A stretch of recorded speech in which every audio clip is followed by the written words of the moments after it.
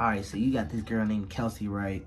Now, Kelsey, she's light-skinned black chick, pretty. She got green eyes, and she's a CNA worker. So, she helps clean out the old people and, help feed them and stuff like that. So, every day she puts on a brown doctor outfit and she goes out and she does that basically. So, one day she's at work and she gets this new lady that starts working there. As she's a Hispanic chick, and she actually, ended up being cool. Like, Kelsey ended up having to train her, for a few weeks, and, to tell her, how much medicine to give people, and, when they get a bath and all that kind of stuff. So they end up being cool. So fast forward 2 months, they done already been cool enough to where they've been to each other's house.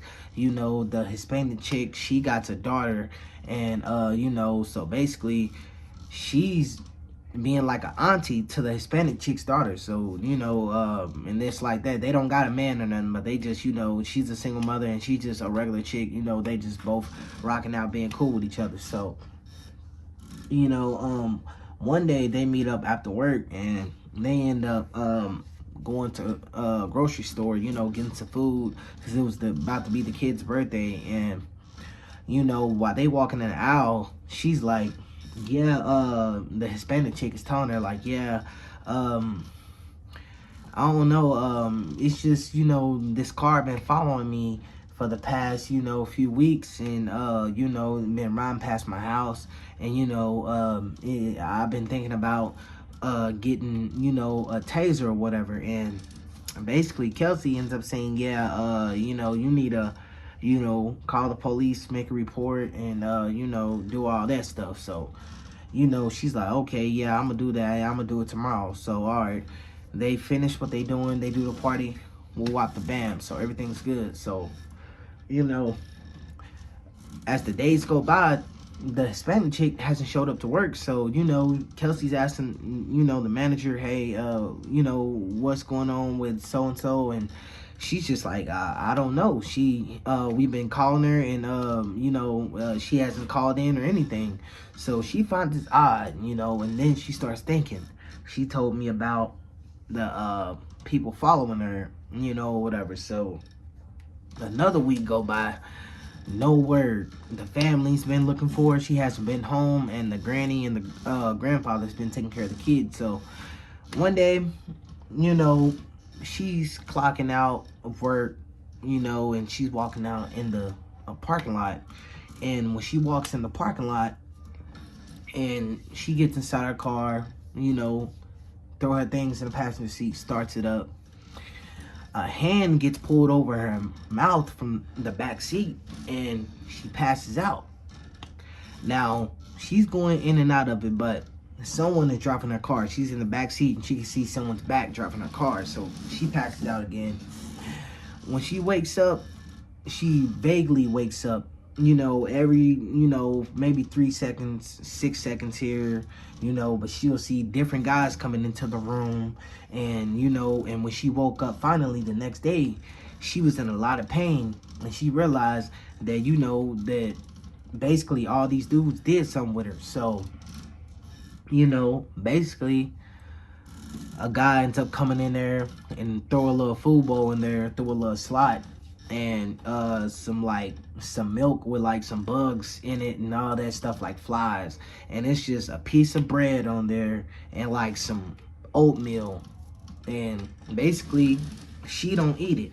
So the days go by and they finally end up waking her up one night, and then they put a bag over her head, put her in this truck. So when she gets in this truck, she looks over and she sees her Hispanic friend in there, and she's basically, like really, really skinny, look like she been, touched by guys also, her hair disheveled, and she basically, she's on the verge of death, really. So, a guy comes in there and say, you come with me. So they take her out, and another week goes by, same treatment, guys coming in and out. So by this time, it's been like over like 30, 40 guys. So They end up getting her again one night and take her to this like construction site, nighttime. And they told her at gunpoint, bury these bodies or we're gonna kill you. So it's another girl that's forced to do it too, and they holding bodies, and as she looks, she sees that on the fourth body is her dead friend. And you know she's bawling at this point, and the guy cocks the gun and like, hey, hurry up. And so she throws her friend inside the ditch or whatever. And you know, 10 minutes go by and all the bodies are in there. So now they basically take her back to the place or whatever. So just as, you know, she's in there, you know, she's just laying on this messy mattress, all you hear is freeze, freeze, and all the SWAT team come in. They shoot a few of the guys, and they end up getting all the girls out. And long story short, they end up watching these guys for about a week, and they already been, you know, watching them, you know, and they end up swooping on in, getting the girls, and she end up going to the hospital. She was in there for, you know, a few months, and, you know, she didn't get to go to her friend's, you know, funeral or whatever, but all the bodies was dug up and they was identified and they was sent back to the families. And yeah, and she said that she quit her job, she moved, and just, she kept a low profile, and she just, you know, just worked as a temporary worker somewhere. So yeah, and she wrote a book about it also. Yeah, man.